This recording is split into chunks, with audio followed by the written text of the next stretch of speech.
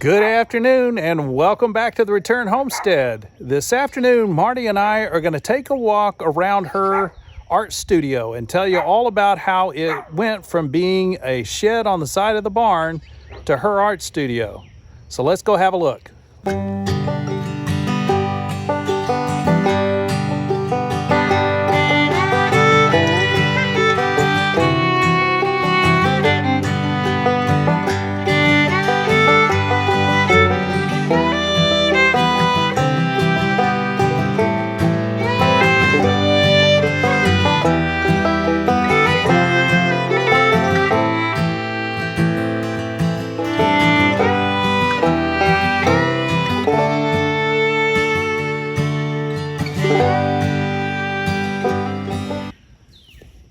So when we bought the property, it had this 40 by 80 barn on it.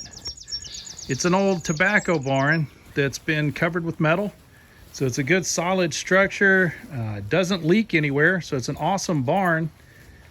But the last folks that lived here also added this little lean-to structure off the side of the barn.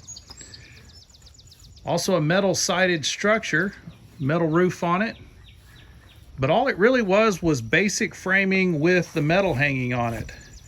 And we had to convert it because we wanted to use it for Marty's art garden. So come on inside and have a look around with us. And the first thing we want to show you is the door, which may not seem all that exciting to you, but it was for us. When we got here, this was a sliding glass door and it had a wooden frame on it.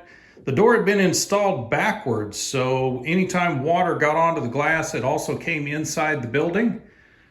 One of our first priorities when we built out Marty's art studio was to replace that slider. In order to replace it, we did have to take the slider out, reframe the opening to hold a standard door, and then sheet the outside with a new piece of metal. And we've finished the walls off, obviously with drywall. We've also added texture and paint. You guys have been watching us put the drywall up in the laundry room in the other house. And eventually we'll get around to showing you how to do this texture. We've got a unique way of doing it. It uses something that you've already got around the house and would normally throw away. We use it to apply texture. We'll show you how that works later. Okay, as you can see, we don't have any trim on the door, so we have to put trim in. We're trying to decide whether we're going to replace the windows or not.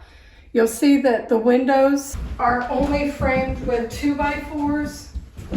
Currently, these windows are the outside storm windows that most people would put on the outside of their house. So they're not standard windows, and we're trying to decide whether or not we should replace them. The problem is this faces southwest. Is that correct? Yep, southwest. Okay, so as you can see through the shutter that I've got blocking the light, it gets pretty hot in here. So I think if we replace these windows, it will be less hot, then I can cover the windows in the afternoon. So the problem we had is these are single pane storm windows. They are mounted underneath the metal on the outside of the building. It makes it really difficult to remove them. So I think what I'm going to end up doing is buying some double pane windows. I've framed these out for a standard size no fin window. And we should be able to slip those into the openings from this side. Because they're no fins, we can screw them off and seal them up nicely. And then we'll have double pane windows, be able to finish off the window trim. Which would be nice. Yeah, it would. When we moved in here, this was being used for a boutique. It wasn't finished, it was just raw walls. You could see the metal from the barn on the outside. The ceiling was only metal, so if it was cool in here and warm outside, or vice versa, we would get sweat from the ceiling. So we had to go in and seal the ceiling. And we use two different types of insulation, so it stays pretty cool in here. Even though I don't have any air conditioning, it is about 75 degrees in here, and it's about mid-80s outside. So we're 80 degrees outside with the westering sun shining on these windows and still able to maintain temperature. This was no small feat to adjust this roof. It was just open framing with the metal sitting on top. It was open to the outside all the way around the edges. This back wall was actually just the back wall of the barn with the framing on it.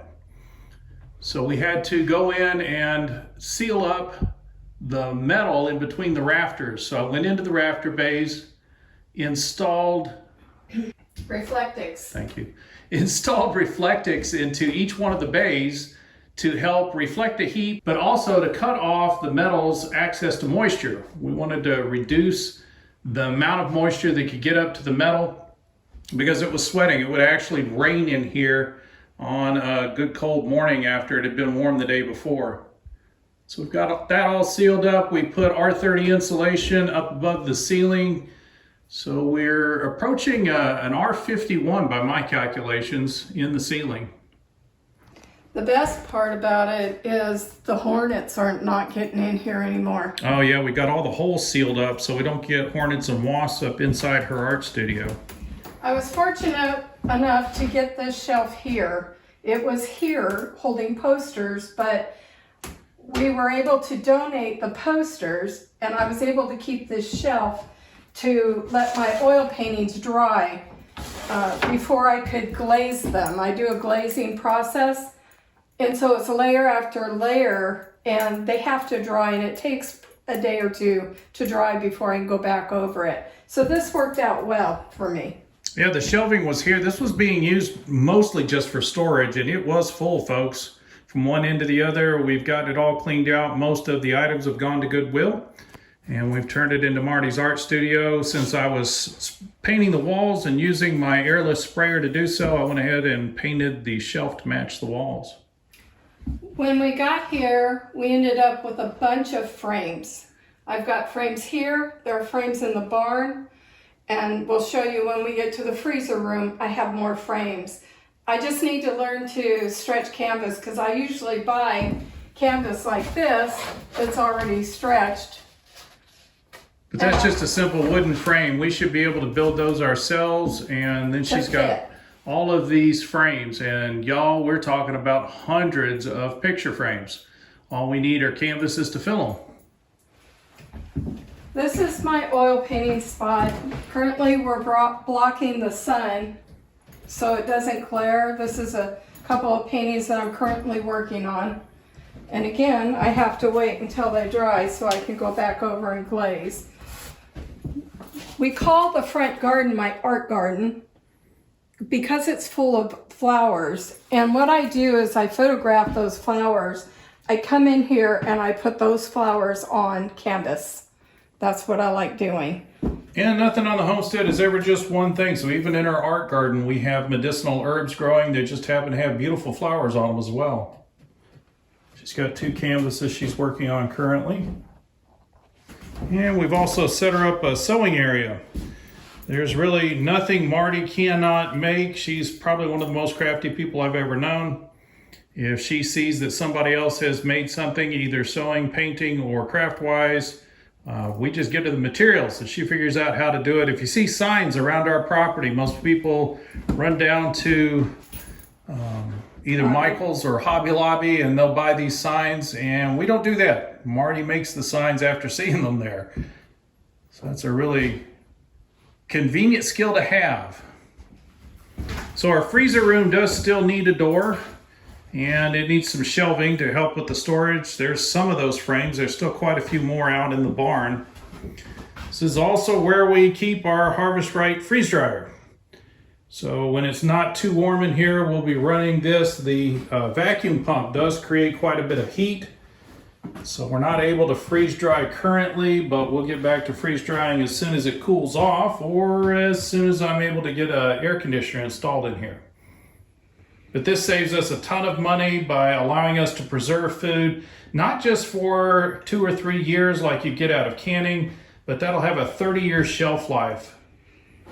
But also, if you've got 300 tomato plants, to process all those tomatoes takes hours and hours. This gives me an alternative way of processing them. So I can take the tomatoes, I can freeze dry them, turn them into a powder, and then I can make them into paste and spaghetti sauce as I need it.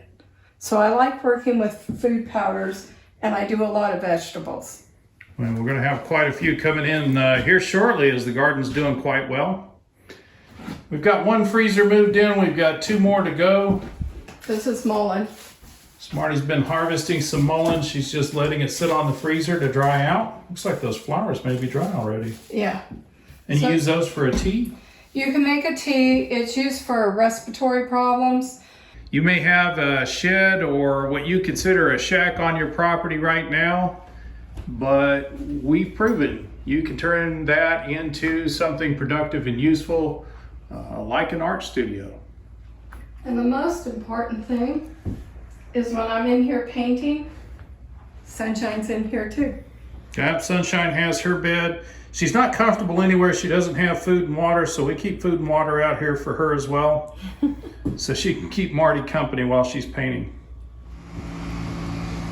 These are the single pane storm windows from the outside.